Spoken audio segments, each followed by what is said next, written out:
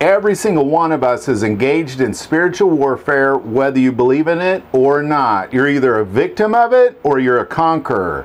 There is no in between, because you are being exposed to spiritual warfare over your family, over your home, all around your job, your town, and you might not know it. Chances are you're not paying any attention to it, but it is taking place.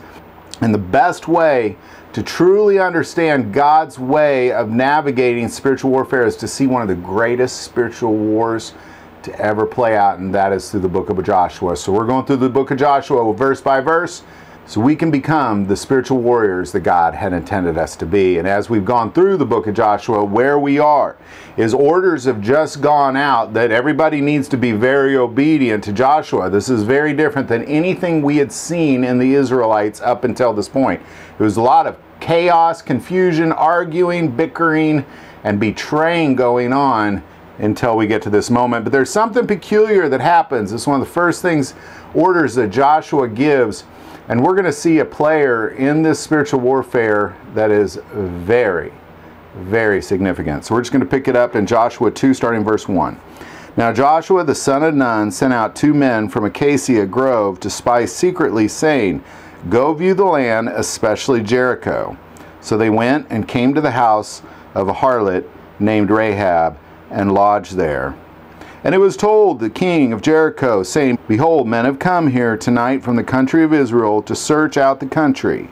So the king of Jericho sent to Rahab, saying, Bring out the men who have come to you, who have entered your house, for they have come to search out all the country. Then the woman took the 2 men and hid them, and she said, Yes, the men came to me, but I did not know where they were from. And it happened, as the gate was being shut, when it was dark, that the men went out. Where the men went, I do not know. Pursue them quickly, for you may overtake them. But she had brought them up to the roof, and hidden them with the stalks of the flax, which she had laid in order on the roof. Then the men pursued them by the road to the Jordan, to the fords. And as soon as those who pursued them had gone out, they shut the gate. So before they lay down, she came up to them on the roof, and said to the men, I know that the Lord has given you the land, that the terror of you has fallen on us, and that all the inhabitants of the land are faint-hearted because of you. For we have heard how the Lord dried up the water of the Red Sea for you when you came out of Egypt, and what you did to the 2 kings of the Amorites who were on the other side of the Jordan, Sihon and Og, whom you utterly destroyed. And as soon as we heard these things, our hearts melted, neither did there remain any more courage in anyone because of you. For the Lord your God, He is God in heaven above and on earth beneath. This is a significant part of this storyline for several reasons. And we're going to spend at least 3 episodes talking about Rahab.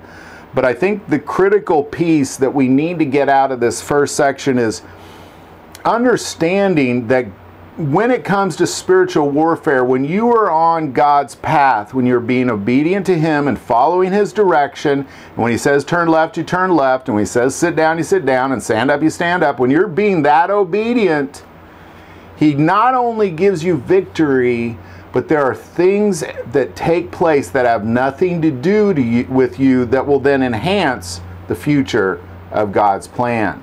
And Rahab is an example of that. Rahab is a harlot of the enemy, those that dwell in Jericho. She is an enemy of God's chosen people.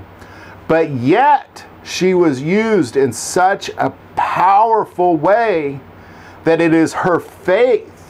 It is her faith in God. It is her understanding who God is that then she put her faith into works. And this is brought up twice. Twice this is brought up. Once in James. We'll start in James 2:22. Do you see the faith was working together with his works, and by works faith was made perfect? And the scripture was fulfilled, which says, Abraham believed God, and it was accounted to him for righteousness, and he was called the friend of God. You see then that a man is justified by works and not by faith only. Likewise, was not Rahab the harlot also justified by works when she received the messengers and sent them out another way? For as the body without the spirit is dead, so faith without works is dead also. Rahab was a prime example of that. She's a prime example of believing in God and putting your faith into action. She literally did the exact definition that Paul was talking about when he said that a faith without works is dead. And it is Rahab that is the example of that. But this is also brought up in Hebrews 11, starting in verse 30. By faith the walls of Jericho fell down after they were encircled for 7 days. By faith the harlot Rahab did not perish with those who did not believe when she had received the spies with peace. In other words, what he's saying is she did not perish. As we go on in the story, she survives this moment. But not only survives the moment because she put her faith into action, but as these two spies went out to spy on the land and they came across this harlot named Rahab, and it must have seemed very insignificant to them because they snuck in. She helped them escape. She put her faith into works and spoke it out into reality.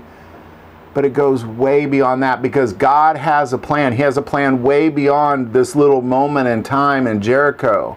He has a plan about the bringing of His kingdom of heaven. And as we engage in spiritual warfare, we see moments in time of victory, but those victories have eternal reward. And we can see that if we go to the book of Matthew. The very first chapter of the book of Matthew proves that from the genealogy of Jesus, from Abraham through Isaac, through David, all the way to Jesus, proving his lineage as the Christ, there's a moment we see in verse 5. Salmon begot Boaz by Rahab. Boaz begot Obed by Ruth. Obed begot Jesse, and Jesse begot David the king. In other words, this harlot, Rahab, who put her faith into works, who believed in a God, she could have turned them over easily. That would have made more sense to her. She could have turned them over. In the world, that would have made way more sense, but she put her faith into action. And not only did she save the spies, but she was literally the ancestry of Jesus Christ. She was the great-grandmother of King David, for goodness sakes. It's a huge piece of the coming of God's kingdoms. And as we engage in spiritual warfare, we're focused on what we see in front of us. Rahab and those two spies, they were focused on what they saw in front of them. But the reality was not only did that work out for them because they put their faith in God into action, but it had eternal consequences. It had eternal reward.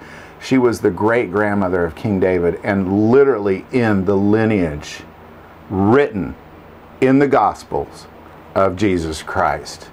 The salvation of all of mankind. She not only saved two spies, but she played a role in the salvation of all of humanity that the world will ever know.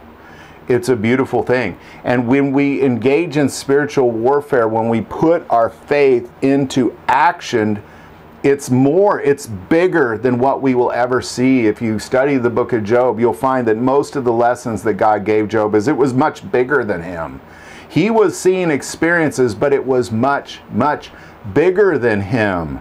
And because of the suffering of Job, the whole world has been blessed by understanding that story. And with Rahab, it's the exact same. I am blessed. I am saved because of Rahab the harlot. You are saved because of Rahab the harlot, because it was her faith that put into action, and then her genealogy, literally because her faith led to salvation. She was the only one in Jericho who survived. Her and her family were the only ones who survived because her faith spared her And she was the lineage of Jesus Christ. My salvation leaned on her as well as your salvation leaned on her.